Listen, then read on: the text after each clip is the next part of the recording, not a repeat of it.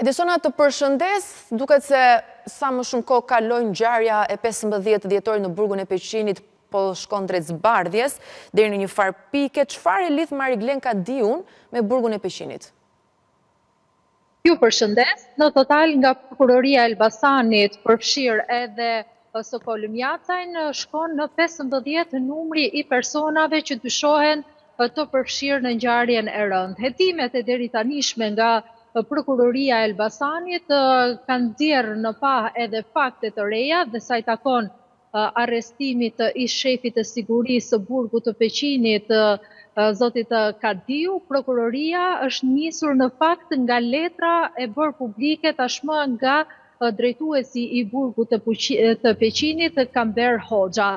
Duket se nga këtu ka nisur i gjithë hetimi ndaj ish shefit të sigurisë, pasi deri më tani nga këqyrja e kamrave të sigurisë, por gjithashtu nga marrja e dëshmive edhe të punonjësve të burgut të Peqinit, por edhe të dënuarve, rezulton se Kadiu ka shkelur ligjin, pasi sipas prokurorisë së Elbasanit dyshohet se ky ka lejuar futjen e sendeve të palishme në ambientet e brendshme të burgut. Një dyshim i fortë i prokurorisë ka të bëjë me periudhën kur nuk kanë qenë funksionale kamerat e sigurisë dhe gjithashtu sistemi për kalimin e pajisjeve që nuk lejohen të futen në ambientet e vuajtjes së dënimit. Pra, deri më tani shpërdorimi i detyrës, akuza që rëndon mbi ish shefin e sigurisë së burgut të Peqinit, ka të bëjë pikërisht me lejimin e sendeve të palishme në brendësi të ambienteve të burgut. Kujtojmë që nga dëshmia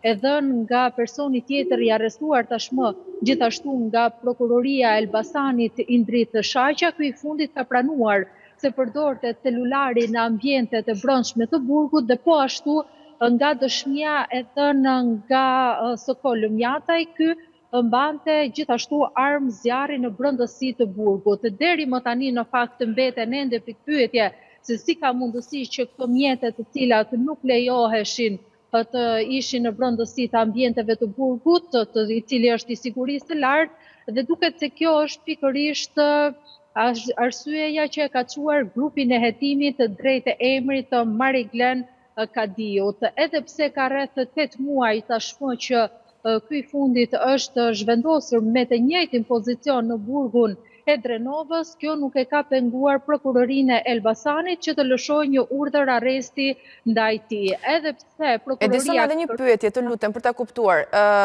Mariglen Kadiu dyshohet se ka lidhje me mos funksionimin e kamerave të sigurisë në burgun e Peqinit.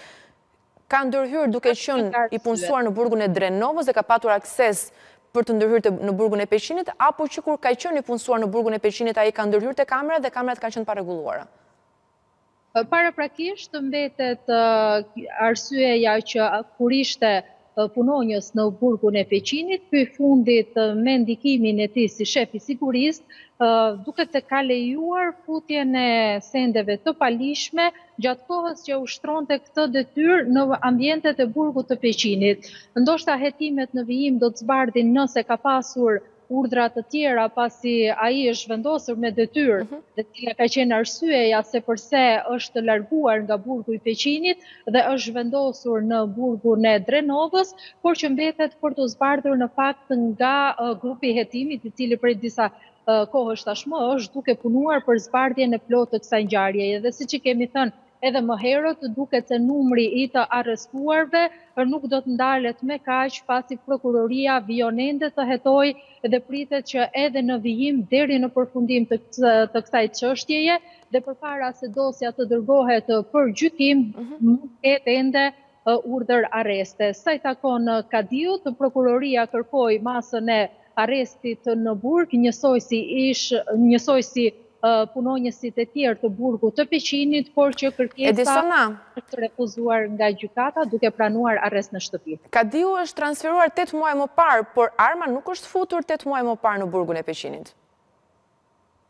Po, nuk është futur 8 muaj më parë, pasi bazuar në dëshminë e dhënë nga Sokol Mjacaj, ai kishte rreth 20 ditë që ishte pajisur me armën, por që siç e thash dhe pak më sipër, Prokuroria e Elbasanit dyshon se Kadiu lejonte futjen e sendeve të palishme. në brëndësi të ambienteve të burgut. Edhe pse ndoshta paragullësit që ai ka kryer dhe shkeljet që ai ka bërë, ndoshta nuk lidhen drejt për së drejti me rastin në Por që ka kryer shkelje në postin që ka mbajtur. E deri tanishme rezulton se ka shpërdoruar detyrën. Edisona Skënderi, faleminderit për raportimin.